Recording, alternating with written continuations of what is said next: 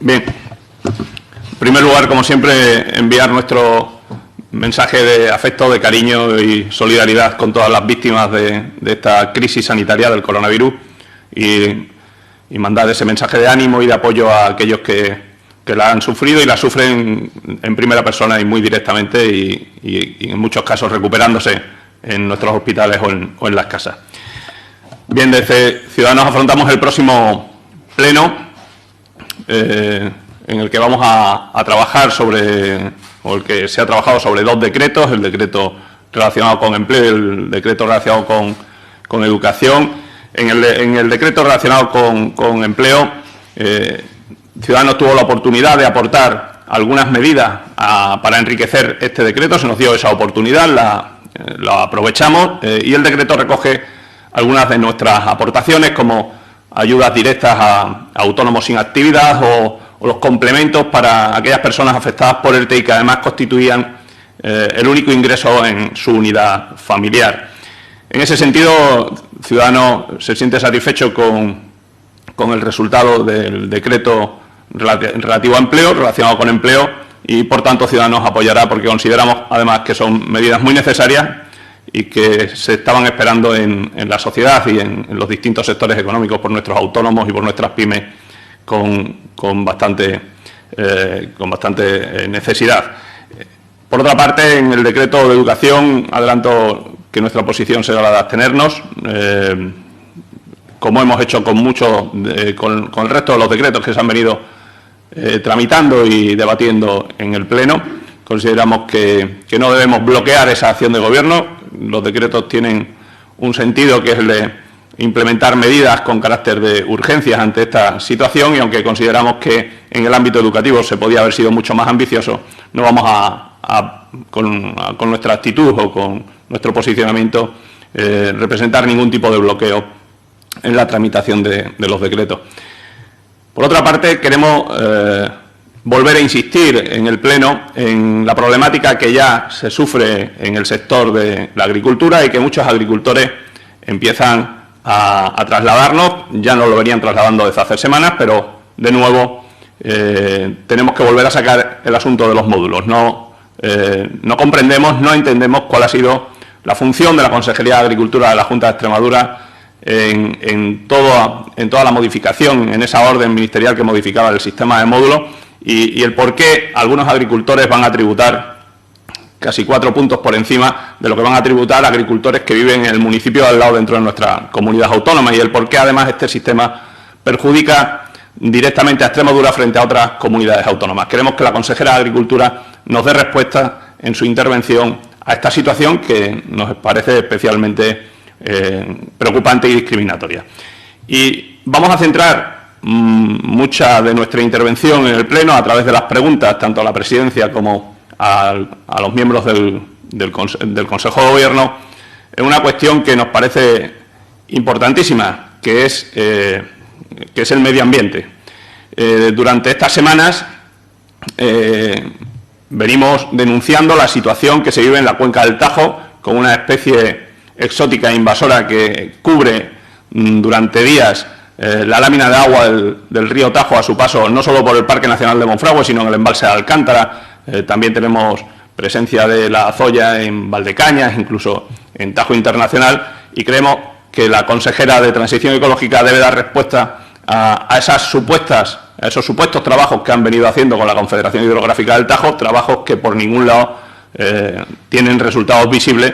Por lo contrario, lo que se ha evidenciado es el abandono y la dejadez que ha permitido que esta planta invasora haya alcanzado en algunos puntos del río a la totalidad, como digo, de la lámina de agua, cubrir el Tajo de orilla a orilla. Por otra parte, también nos preocupa y mucho una cuestión medioambiental en el Valle del Jerte. ¿Qué está pasando con esa cereza de estrío que se está llevando a vertederos incontrolados, a vertederos que no cumplen con las necesarias exigencias para el control de estos vertidos?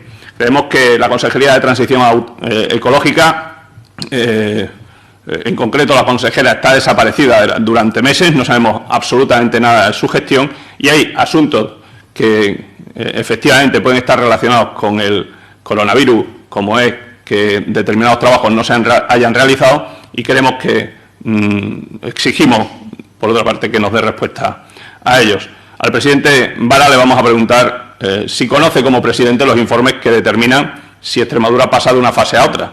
Consideramos que es importante que nos dé luz y nos aclare este punto, que está siendo además conflictivo en el paso de una fase a otra en las distintas comunidades autónomas de nuestro país. Bien, básicamente ese es el recorrido que vamos a transitar en el Pleno de Ciudadanos y, por lo demás, quedo a disposición de vuestras preguntas. Buenas, soy Juan Ra, de Canal Extremadura. Una pregunta. El Consejo de Gobierno aprueba hoy un decreto también sobre urbanismo para agilizar trámites y facilitar a las empresas del sector y demás, pues eso, un poco más de dinamización económica por la crisis que tenemos. ¿Cómo veis vosotros ese conjunto de medidas? Bien, nosotros consideramos que en el ámbito o en la voluntad de intentar agilizar los trámites a las administraciones locales o a la administración en general, consideramos que es un decreto oportuno. Consideramos que además facilita la labor de muchos técnicos y de muchos responsables de urbanismo de nuestro ayuntamiento. Nos hubiera gustado que el Gobierno nos hubiera permitido tener algo más de 24 horas para realizar aportaciones, pero en definitiva creemos que cuando todos somos conscientes de la existencia de determinados problemas en el ámbito urbanístico y en concreto que afectan a todos los ayuntamientos de nuestra comunidad autónoma, pues está bien que se movilice los recursos que se tengan que movilizar para poner solución a ellos. ¿Algo más? Gracias. Nada más. Pues nada, muchas gracias y nada, cuidaros mucho, que sigáis todos bien.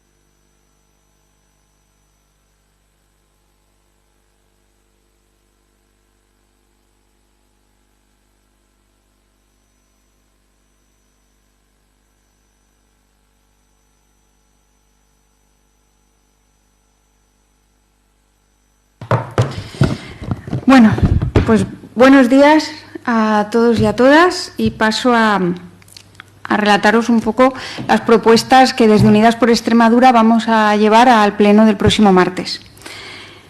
Queremos preguntarle al presidente por el tema de la conciliación. Nos parece un tema clave y que afecta a muchas familias en Extremadura. Con la decisión del Gobierno central de no retomar las clases, consideramos que la conciliación es básica para poder afrontar con normalidad también la vuelta al trabajo de los padres y las madres.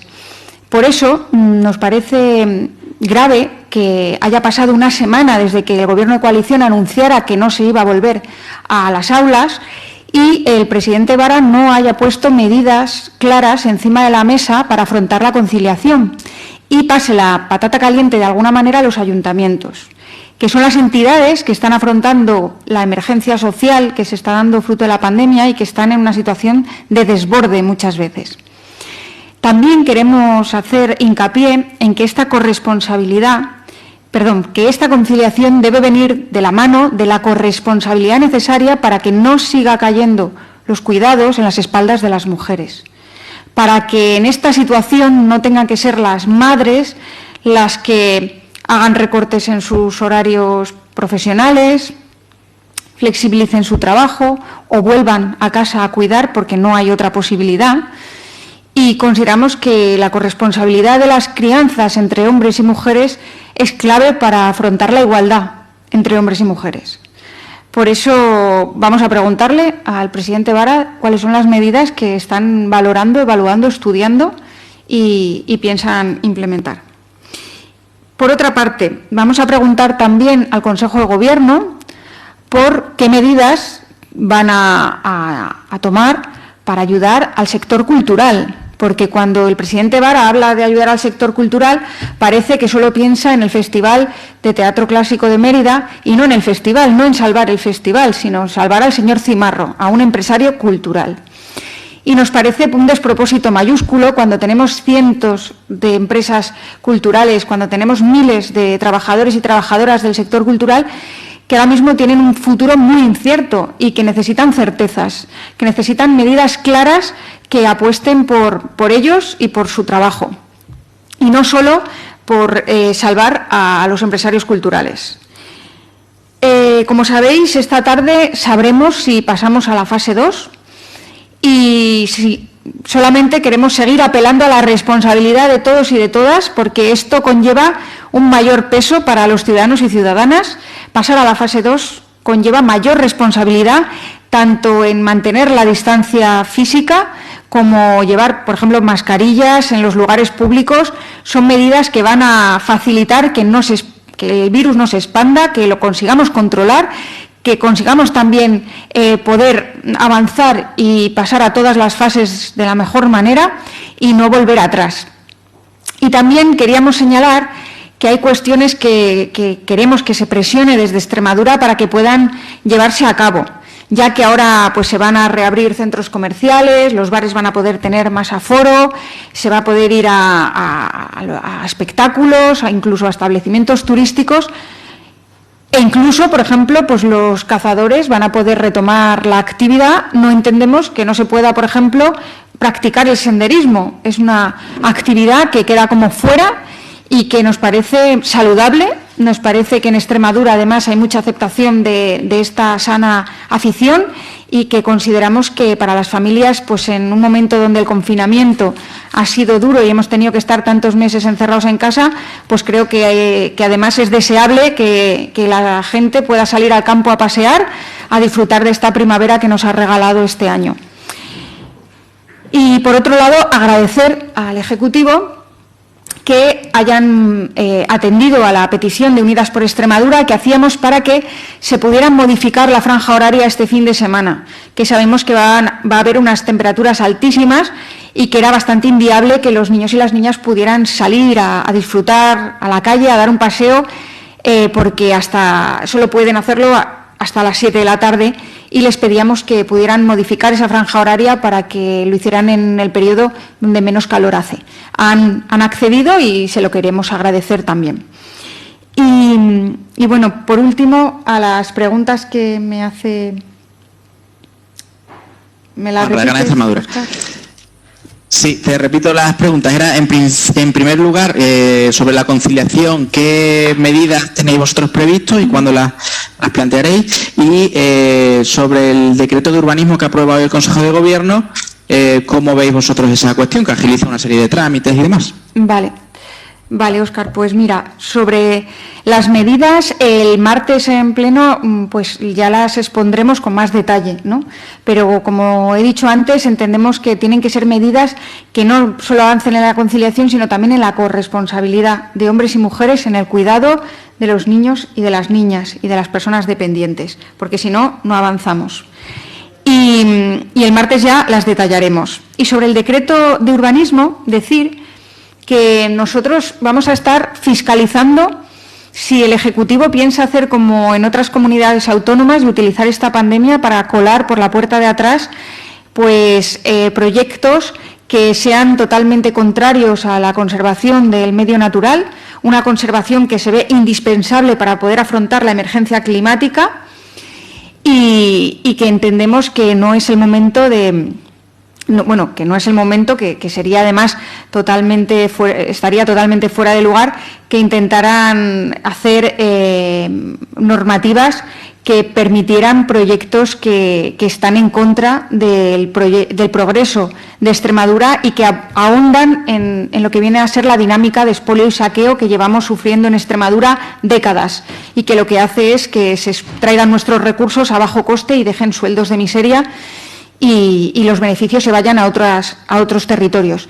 Estoy hablando de proyectos como la minería a cielo abierto, como las grandísimas, enormes plantas termosolares que estamos viendo cómo están creciendo como champiñones en nuestra tierra, en manos del oligopolio eléctrico y que no hacen que tengamos un poder sobre nuestros recursos como territorio, como vecinos y vecinas de Extremadura.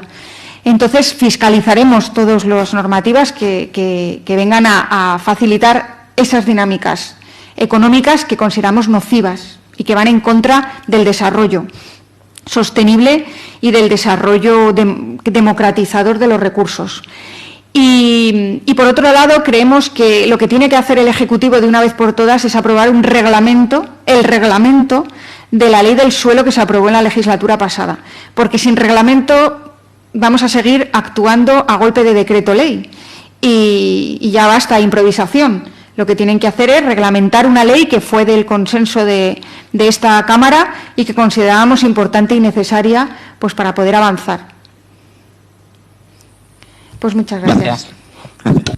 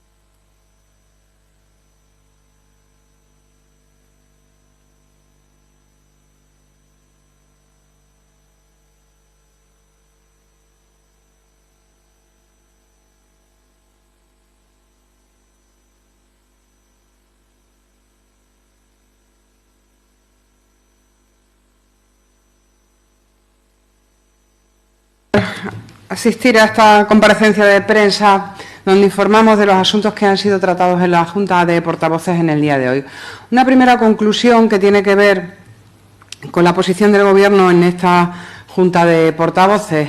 Tenemos en estos momentos un Gobierno escondido del Parlamento, parapetado en el estado de alarma, y un Gobierno a la fuga por el bloqueo en el que está, teniendo en cuenta los frentes abiertos y la problemática en los distintos sectores. ¿Por qué digo esto? Porque la consejera de Educación y Empleo, teniendo en cuenta las dramáticas cifras de desempleo de nuestra región y el caos en el que tiene sumido a la educación, había anunciado su comparecencia, entre otras razones, me imagino que para informar de sus rectificaciones en cuanto a la desescalada educativa y el caos que tiene organizado con el colectivo de educación. En el día de hoy hemos conocido que 14 profesores del Instituto del IES de Jaraíz de la Vera van a verse afectados por un recorte sin precedentes en las plantillas que parece ser que se ha comunicado al centro. Estamos viendo lo que está haciendo la Junta, ya estamos recortando servicios que son esenciales y en plena crisis del coronavirus y sin saber qué vamos a hacer con los alumnos, qué vamos a hacer con el curso que termina y con el nuevo curso que empezará en septiembre, pues no se puede, en un panorama de tanta incertidumbre, empezar anunciando recortes de personal docente y, lo que es más grave, el desmantelamiento en zonas rurales, en núcleos rurales, en nuestros pueblos, de profesores. Los representantes del profesorado, las AMPA y el Consejo Escolar de Jaraíz de la Vera lo ha denunciado. Estamos ante un recorte sin precedentes y, desde luego, desde nuestro grupo parlamentario vamos a exigir las explicaciones pertinentes cuando la señora consejera tenga a bien comparecer, porque esa comparecencia estaba anunciada por su propio director general aquí en el Parlamento y ha decidido a última hora eludir el control parlamentario y dejar su comparecencia para mejor ocasión. Sí vamos a tener ocasión en este pleno de preguntar por primera vez, fíjense, en esta pandemia al presidente de la Junta. Es la primera vez que los grupos parlamentarios vamos a tener ocasión de preguntar al presidente de la Junta, también un presidente a la fuga. Y le vamos a preguntar si considera que la situación de la residencia asistida ha estado bajo control durante la pandemia. ¿Por qué vamos a preguntar? Pues porque sabemos que son casi 100 muertos los de la residencia asistida y no podemos soportar como grupo parlamentario que el señor Vergeles haya dicho esta semana que la asistida, las cifras que se dan o se están dando ahora son muy buenas. Es desconectar de una realidad dramática en un centro asistencial que ha sido abandonado a su suerte por parte de la Junta de Extremadura. Hay una querella de 35 familias por el desamparo al que han estado sus mayores en esa residencia pública y bajo el control de la Junta. Y el consejero dijo que desde el minuto 1 esa residencia estaba perfectamente controlada y son 100 muertos, 100 fallecidos los que tenemos que lamentar. Vamos a pedir explicaciones al Gobierno sobre qué medidas ha arbitrado la Junta de Extremadura para garantizar la distribución de mascarillas a los sectores más vulnerables. Si recordamos las palabras del señor Vergeles, parafraseando al señor Simón, que no era necesario el uso de las mascarillas, el señor Vergeles llegó a decir que no me cansaré de repetir, decía el señor Vergeles, que las mascarillas solo están indicadas para personas infectadas. Pues bien, tenemos el uso obligatorio de las mascarillas. No queremos ya que rectifique, porque la hemeroteca del señor Vergeles es la antología del disparate, pero lo que sí queremos es que garantice que esas mascarillas llegan a los colectivos y sobre todo a los más vulnerables que no tienen capacidad para su adquisición. Lo urgente es que se garantice su distribución.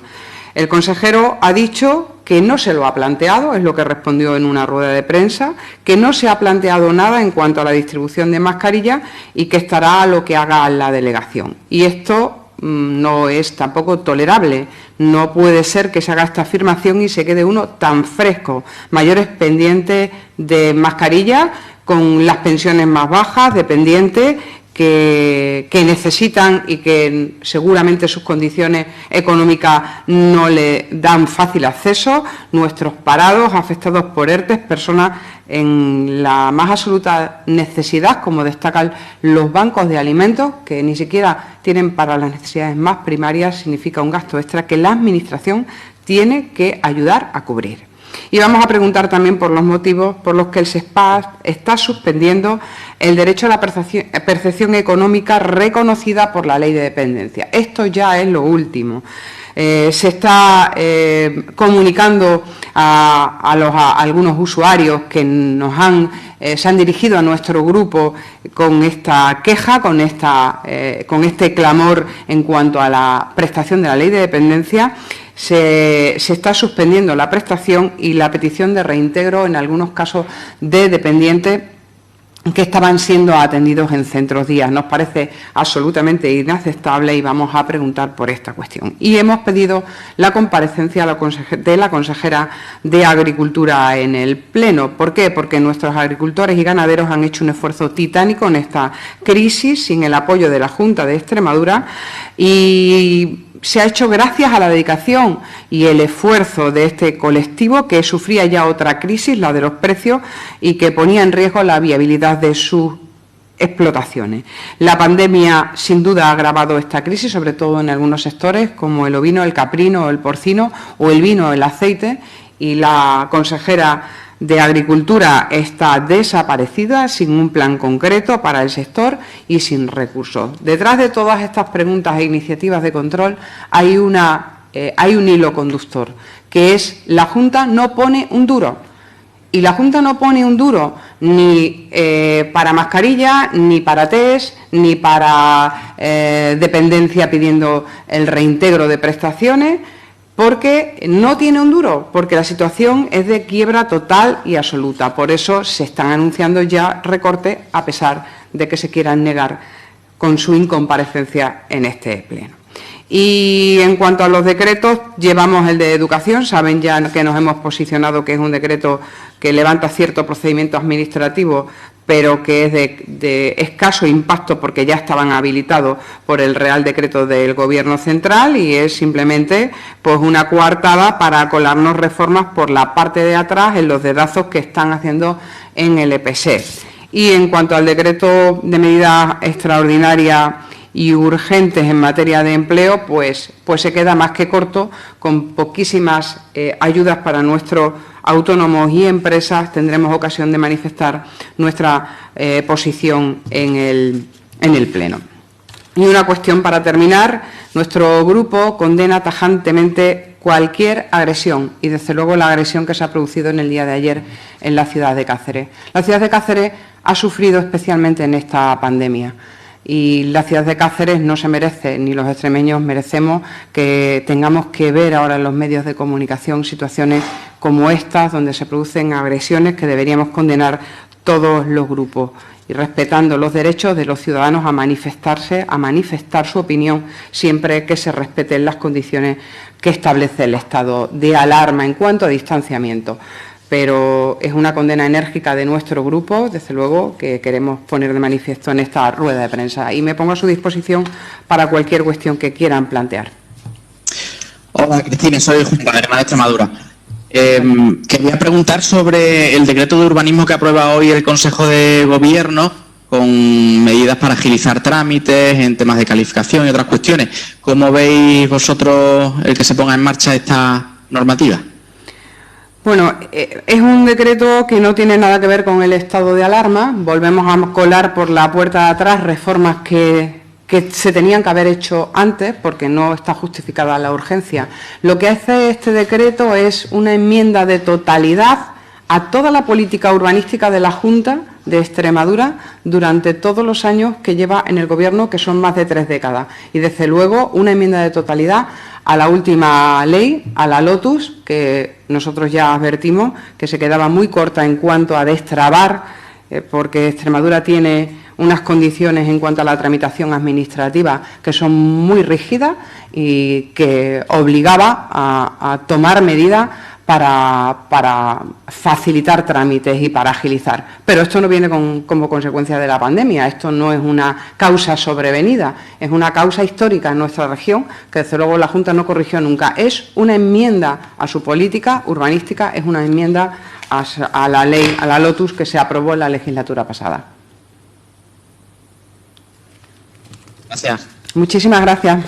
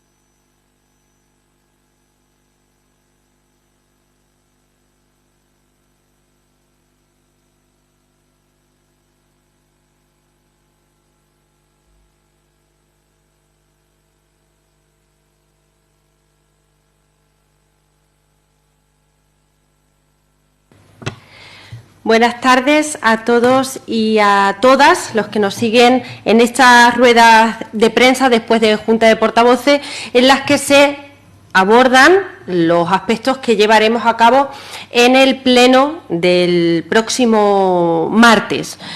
En primer lugar, siempre agradecer a las compañeras y las compañeras que nos permiten que nos sentemos aquí, que se encargan de esta labor también esencial e imprescindible y que pasen los días que pasen nunca los podemos olvidar. También dirigir nuestro pésame y todo nuestro cariño y afecto para las familias de los fallecidos a causa de la COVID-19, así como a todos aquellos que estén en estos momentos contagiados. Les enviamos todo el ánimo y la fuerza para que puedan superar, y estoy convencida de que la superarán, esta terrible enfermedad. Una terrible enfermedad que se convirtió en una pandemia mundial, que provocó una crisis sanitaria y que ese era el primer frente de batalla, y que también tenemos que tener en cuenta que esta crisis sanitaria provocaba una crisis económica y social. Y hemos insistido una y otra vez en que lo importante no era estar preparados o no, porque nadie imaginaba que esto iba a suceder, y así hemos visto a todas las grandes potencias internacionales desconociendo que esto iba a suceder, pues lo importante era la capacidad de respuesta que tuvieran los gobiernos para afrontar estas crisis. Y aquí vimos cómo desde la sanidad este gobierno, el de la Junta de Extremadura, lo supo afrontar. Y ahora, en el pleno del próximo martes, vemos también cómo llevando a cabo medidas que tienen que ver con esa crisis social y esa crisis económica, ponían medidas para paliarlo. Hablamos de los 2 decretos ley que llevamos para convalidar en este pleno, que tienen que ver con sectores esenciales y fundamentales como son la educación y el empleo. En el de educación, las medidas que se abordan pues tienen que ver con este final de curso que, debido a esta circunstancia, pues necesitaba de medidas excepcionales, y también para preparar el próximo curso, es decir, un decreto que palia lo sucedido en el momento actual y que además nos prepara para el próximo curso, con lo cual es muy importante que el Gobierno no desatendiese en ningún momento la parte educativa de nuestra región. Después llevamos otro decreto ley que tiene que ver con el empleo, en el que se verán beneficiados 65.000 extremeños y extremeñas, con una dotación de 58 millones de euros y que atiende directamente a los autónomos y a los trabajadores y trabajadoras de esta región. Es muy importante también que el empleo esté en las prioridades de este Gobierno. Y el tercer punto de este pleno es la comparecencia de la consejera de Agricultura de esta región a petición propia, porque nuestro campo es un motor económico fundamental en la región, un motor de trabajo, un motor que fija población y un sector que en esta crisis no ha dejado de trabajar diariamente, y permitidme la expresión, para llenarnos a todos las neveras y para que todo el mundo pudiéramos alimentarnos. Por lo tanto, que hablemos también de la agricultura en este pleno, pues es indicativo de cómo el Gobierno de la Junta de Extremadura se preocupa por ese sector. Por lo tanto, hablamos de educación, hablamos de empleo y hablamos de agricultura, que han sido en esos sectores también otros héroes invisibles. No quería terminar esta rueda de prensa sin alabar la labor que han llevado a cabo los maestros, las maestras, los profesores, las profesoras, pues con ese esfuerzo ímprobo, sin poner nunca limitación en su tiempo, con dedicación pues a todos esos niños y niñas que estaban estudiando desde sus casas, y también con esos padres y con esas madres que han hecho también esa función. No quiero olvidar tampoco a esos trabajadores y a esas trabajadoras que también han hecho otros esfuerzos, cerrando sus negocios y teniendo otras prioridades por encima, en el interés general de todos y de todas, y de los agricultores, las agricultoras, los ganaderos y las ganaderas que han salido todos los días de su casa, pues también por el bien común.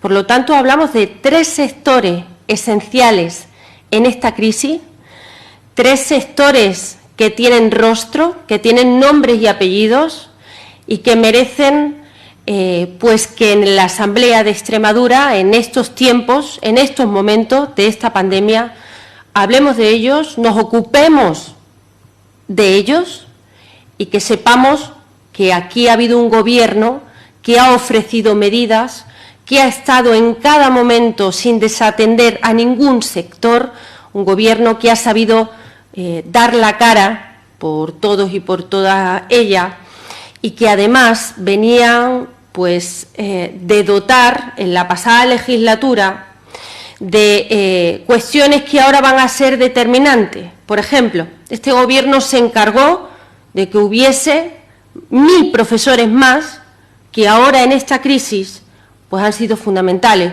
Un Gobierno que en la legislatura pasada abrió pues todos los PAC en las zonas rurales y que ahora la atención primaria se convierte en un sector esencial para la desescalada. Hablamos de un Gobierno que esta misma semana ponía encima de la mesa 21 millones de euros para el regadío de montaña, y que ponía además pues 10 millones de euros pues para el sector de la fruta, para que sea competitivo en este mercado internacional. Por lo tanto, un Gobierno que ha sabido estar a la altura de las circunstancias, sin olvidar nunca a todos los extremeños y extremeñas que diariamente construyen nuestra región. Eso es lo que tiene que ver con el Pleno, pero quedo a disposición de los medios de comunicación para que puedan preguntarme todo aquello que consideren oportuno.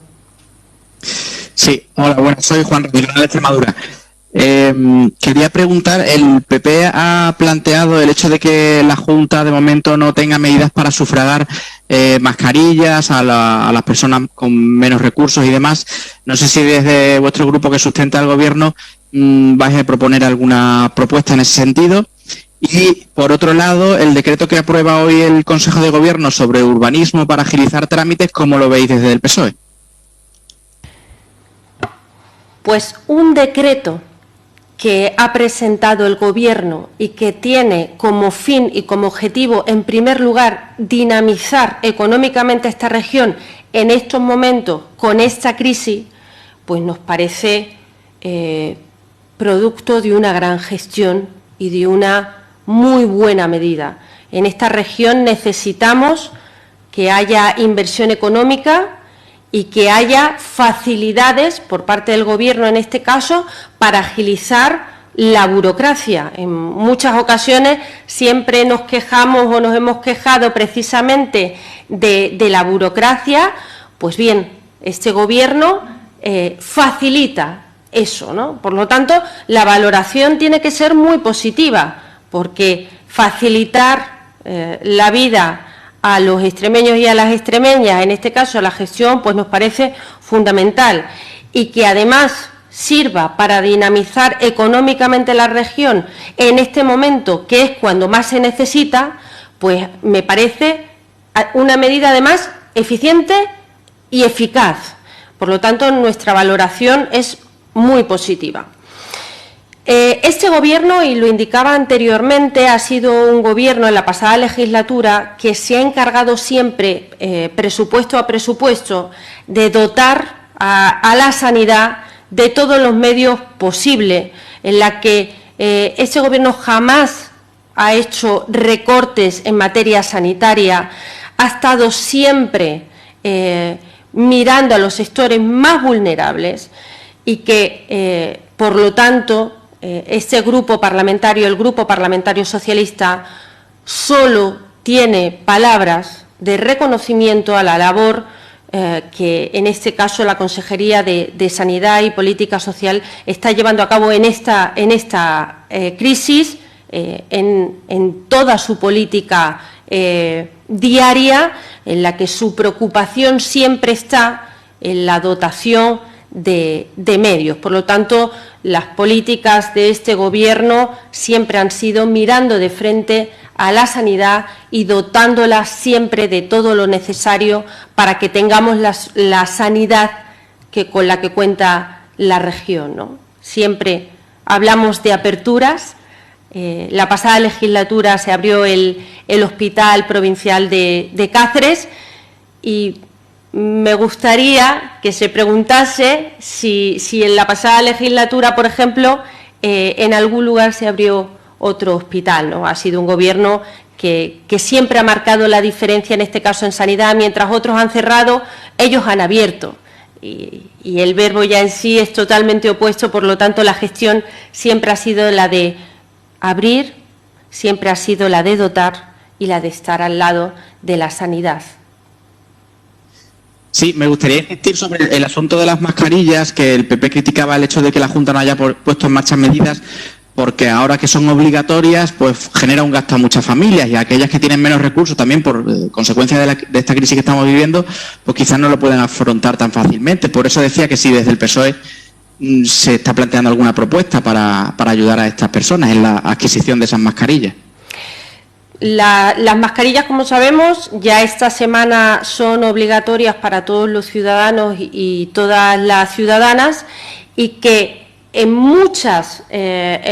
desde muchos sectores, muchas administraciones, por ejemplo, hemos visto a muchos ayuntamientos facilitando las mascarillas a sus vecinos y a vecinas, y también vimos el esfuerzo que hizo el Gobierno de España para que hubiera un precio único en las farmacias, porque estábamos viendo cómo algunos sectores habían utilizado el material sanitario para especular sobre los precios, ¿no? Y los precios de las mascarillas se convirtieron pues en una auténtica apuesta a ver quién lo subía más, y el Gobierno de España estuvo ahí para limitar el precio de las mascarillas. Por lo tanto, el Grupo Parlamentario Socialista siempre va a estar del lado de medidas que faciliten el acceso a los ciudadanos y a las ciudadanas del uso de mascarillas.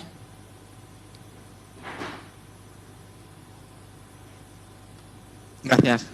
Muchísimas gracias por estar aquí y seguirnos a todos y a todas los grupos parlamentarios. Muchísimas gracias, Juanra.